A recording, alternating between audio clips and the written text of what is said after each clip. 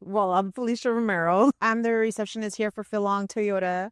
I've been here for about 7.5 years ish. I just fell in love with it. I love there's certain customers that you get to know on a personal level, and you just absolutely. I fell in love quick and hard. I'm Jose Romero. Proud Trinidad people. Lucky to be here. So, Valentine's Day, soon to be our 9th anniversary this coming Valentine's Day. We actually, backstory, we dated for 5 years, 20 years ago. 25 years. 25 years ago, we dated for 5 years. We broke up, we split up, and lost complete contact with each other for 15 years. No communication, not a word in 15 years. I had just learned how to use Facebook. Through your aunt. And I had this Facebook account, my first Facebook account, 2017, the end of 2016. And through scanning, you get friends and friends of friends through Facebook, and I didn't know how to get in touch with her. I barely knew how to use the internet. And I had seen a post from her on somebody else's page, if that makes any sense. It was his dad's wife, and that's how it was the wedding. Yeah. And she had tagged me into the pictures. So when he clicked on me, that's how he found me, and I was like, son of a gun. And I didn't know who it was. I had a damn broken phone, and so it kept repeating Jose Romero, Jose Romero, and I was like, who the heck is Jose Romero? My mom goes, oh, yes. Some of the things. She goes, speak about it. What's Jose? And I was like, Jose, Joe. And she was like, and I was like, Joey. And she goes, I go, oh, that's who. So, at that point, my aunt had just taught me how to poke somebody on Facebook. So I had poked her. Didn't know what to say. We hadn't talked in 15 years. Didn't know if she was involved, married, anything at the time. So I just poked her, see what happens with this. She says, how women are. They don't want to admit that they, over heels for a guy right away. They just try to hide it. She says that poke kept continuously poking her because she had a broken phone. I just think she couldn't erase it. I think she just wanted to keep seeing it every day. It was the phone. So if I got a text from you 9 months ago, it would just keep repeating. So one day I went out with a friend for his birthday, got to my car late, and she had responded to that poke finally, probably 5 months later. What do you want, Joey? And I literally thought I was being, punked? Because I pulled my phone out from under my car seat, and I was standing in the doorway, and I was reading the message. And then I was looking around no, this can't be real. She actually got back to me. But it's 2:00 in the morning, mind you. We had just gotten out of a bar, and I was like, wait a minute. And I think I had immediately text back, hey, call me, let's talk.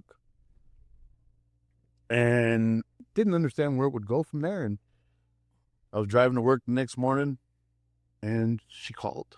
No, that's not it. Yes. Don't even lie. You said, if you don't respond to me, I'm going to go to your house. And I was like, what? Oh, no. So I said, what? That's all I said, what? I pulled over on the side of the road. I was working in Long Beach at the time. And we talked for about 2.5 hours on the phone. I got to work late that day. I didn't call in or anything, so my boss was pissed. But, we talked.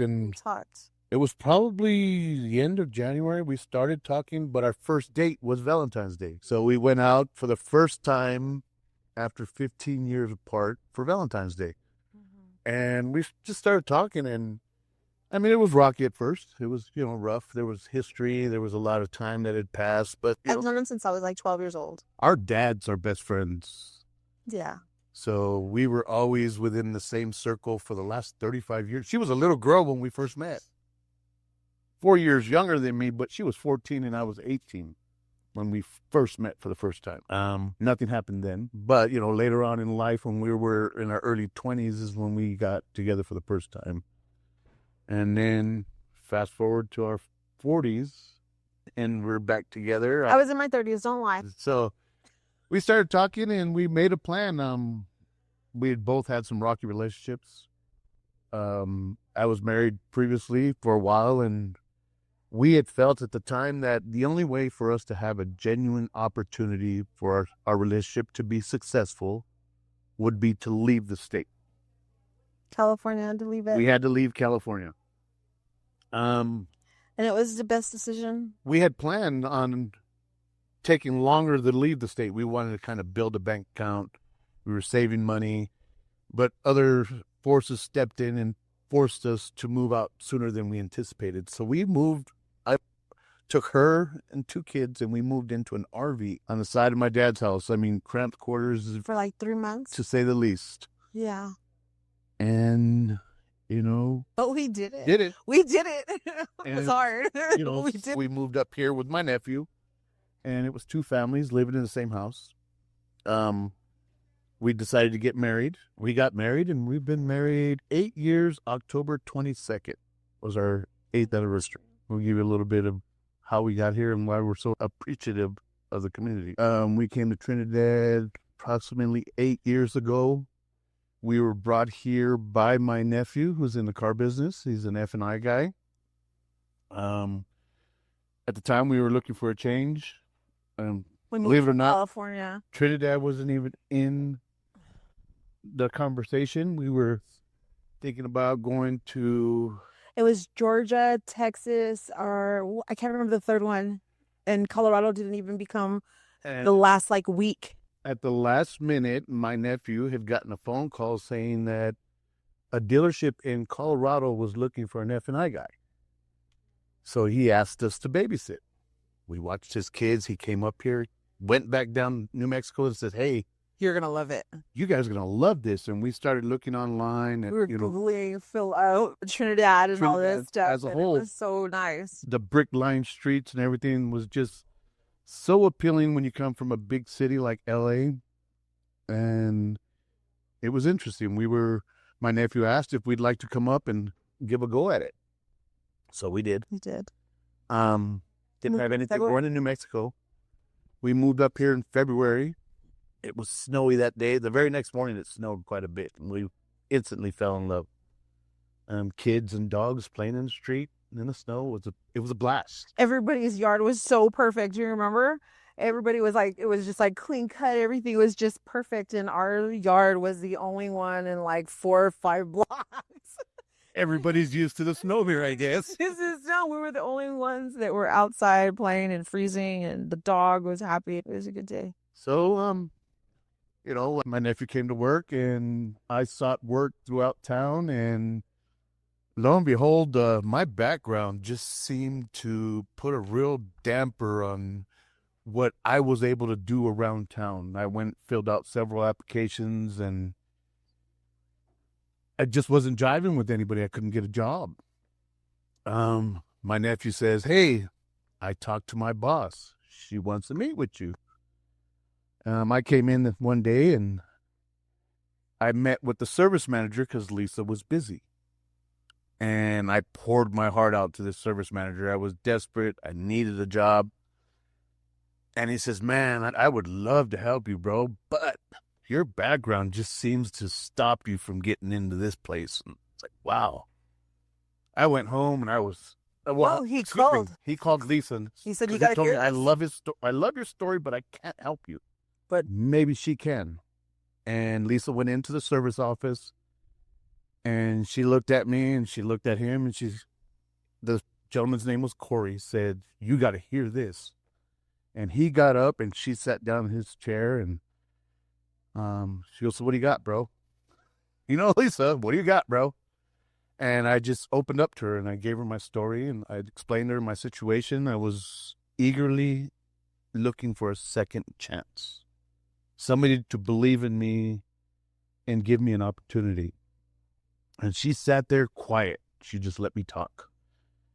And at the end of the conversation, she just looked at me and she says, bro, I like you.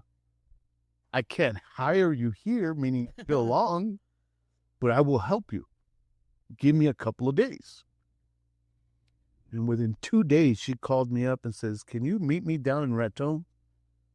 I said, yeah. She goes, at the Ford dealership. And I said, yeah. So went down there and was my first door opening, my first job here in It's actually in New Mexico, but while living in Colorado. Um, I worked there for about 6 months doing minor renovations and what have you. And when that job was done, she's like, well, come up to Trinidad and work as my detailer. So I was washing cars for a while. That background came back up again. I had to sit down with, other people within the business, and they said, as much as we like you, we can't help you because of your background. I went home. I was discouraged. I think I might have even cried to my wife. I was like, you know what? I felt like I was failing her. I couldn't get a job to support a family. I was in a small town where I felt there wasn't very many opportunities afforded to me. Nobody knew us. Nobody knew us. And Lisa called me back a couple of days later and says, hey, bro, don't give up. I got you. I told you I like you. And if I like you, I'll help you. I said, okay. I was doubtful. One day I'm watching daytime TV and she calls me up and says, do you know how to cook? We all laughed. I was like, well, to that point, I've cooked before, but I was like, yeah, sure, I know how to cook. She says, well, I know a lady who's got a barbecue restaurant and needs a cook. Can you meet with her? And I said, yeah. So that was another opportunity that Lisa stepped in and made sure it happened. And then from there, it kind of took off. We started to get footing. We started to meet people through my cooking at a restaurant here locally in Aguilar. Started to meet people, make contacts. Really, I was there for about 2.5 years. I was really making some contacts and building some relationships with local people. And lo and behold, we opened our business. We did.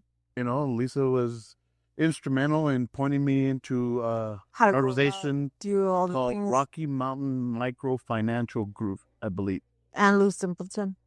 And at this point, I went through a business training course, and Lisa and Lou Simpleton were my mentors.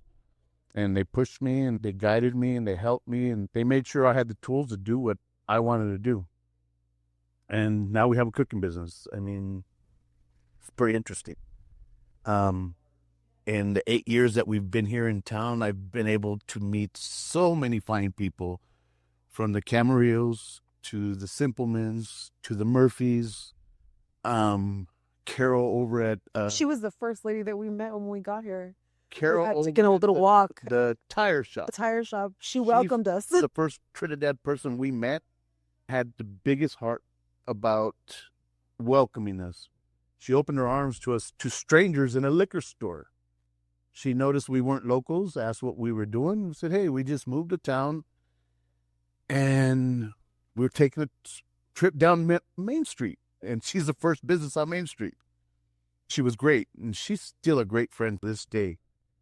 But I think we're very fortunate in the fact that we met Lisa Camarillo. Her and the Phil Long team have always been great to us. They're my family. Honestly, Phil Long is my family. They may not sleep under my roof, but at the end of the day, there's nothing I wouldn't do for this building, these people. Lisa Camarillo, her husband. It's just, you couldn't match it. It's like winning the lottery. It honestly is. I told my wife one day, this moving to Trinidad was like buying a lottery ticket, scratching it, and finding out you're a millionaire. Yeah. The open arms, the warmth, the community, everything has just been such a different experience. It has allowed me to grow as a person from what I was before. Simple, narrow-minded, self-centered, a city person, only out for my own objectives. Now there's such a sense of community. Yeah. We participate in parades and events, and concerts. I've had the privilege of catering to a lot of these events, catering to the college here. I do a lot of cooking for Phil Long. They've been a big supporter of my business venture whenever possible. I can't say enough about Trinidad. I try to sell Trinidad. We have 9 kids between the two of us. and I try to sell all of them on Trinidad. We would love for them all to move here. Yep, that would be great. That would be like a great life. So I was going to be hired as a salesperson. Wait, hold on, back up. Oh. She got hired. She only came to Phil Long to get a job so we could pay to get married. Her plan was for 3 months. And then I'm out. We're good. After 3 months, she's like, "Can I quit?" And I'm like, "Do you really want to?" And she's like, "No." And she's been here, what, 7.5 years? And I love it. Everything is a little different every day. Sometimes there's more chaos, but there's always a smile. And there's always a whole lot of laughter, especially just with the customers and amongst us. And I love it here. I do. And how I got this job was I was going to be hired as the salesperson, and the receptionist at that time, he was getting ready to go on his own venture with his own business. So it was Tammy that talked to me. She was like, "What do you think if we kind of moved it to this?" And I was like, "Oh, thank God. I don't have to get out that. Perfect. I'm in. I don't have to talk all the time. We're good." Yes, absolutely. So, and that's how I became, and that was like 7.5 years ago. Yeah, and I love it. Who did I interview? It was Tammy and Lisa. And she was like, just walking through, she was all, I don't know, what did she call me? I forgot what she called me. And she was just like, "You're going to do well in this position." She goes, "You're going to do good." And been here ever since. When she first got the job and she would make calls to customers and people would hang up on her and they didn't want to hear from her. And, they were like, "Who's this random lady calling me?" And she was discouraged. She was like, "Nobody wants, I can't book appointments. Nobody." Now she knows customers by just the numbers that come on her screen. Mm-hmm. We get calls to our personal phone, her personal phone, for customers wanting to get, on a Saturday or a Sunday. Hey, she's not working. And I'm like, "Yeah, sure, don't worry about it. I'll get you in." Or I get texts all day long. "Hey, Felicia, are you at work?" "Yes, of course I'm at work. Can you make me an appointment?" Or through Facebook. It's crazy. Instagram, I get more appointments through Instagram and Facebook than I do on the phones. "Felicia, I need an appointment." "Okay, I got you. Don't worry. Come on in." And Alyssa and Ariana and Ron, they're great people as well. Alyssa's a trip, and working here with Darby and everybody and Lisa. It's great. I love it here. This it's like, once again, it's a lottery ticket. Not too many people get these opportunities, especially second chances. No. Second chance at relationships, second chance at life, second chance at love. And a big part of that, I've always voiced my opinion of that is based on Lisa Camarillo. I was at my wit's end. I was frustrated. I was like, life is just going to give me that shake. I'm not going to get this second chance I'd need, until that lady stepped in. And that is why, Lisa Camarillo's, of course, an individual, but she is a force. I've sat in her office and she's counseled us. No. She's given me direction both in life and in business. She's given me somebody to idolize and respect at the same time. This lady has built a magnificent sales team around her. The people in this building, it's not just sales. There are techs in the back. There are ladies in the office. There are, gentlemen walking the floor, management. There are just people that do a multitude of things for the business, that she has very meticulously managed these people, and the support team that she's put in place around her is magnificent. There's nothing I wouldn't do for the lady. Thank you, Trinidad. Oh, yes. Thank you, Trinidad. Thank you. The Shires, the Murphys, the Camarillos, the Simplemans, down to Carol at the tire shop.